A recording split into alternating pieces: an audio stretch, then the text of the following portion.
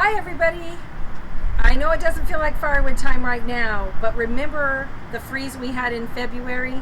This might look like a lot of firewood, but it's going to go very, very fast. And even my regular suppliers are already running out.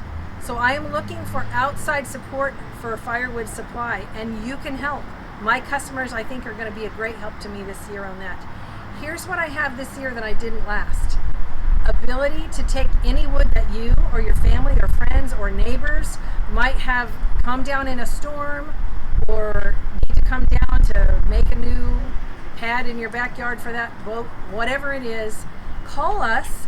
Our crew will come out, we'll cut the wood and split it and make sure that people get to use it for firewood.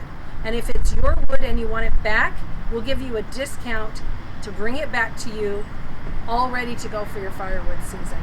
So please remember Texas Woodman every time you see wood in any form or fashion, and let us make the supply in North Texas last, everybody. Please order early. Please order early. Thanks.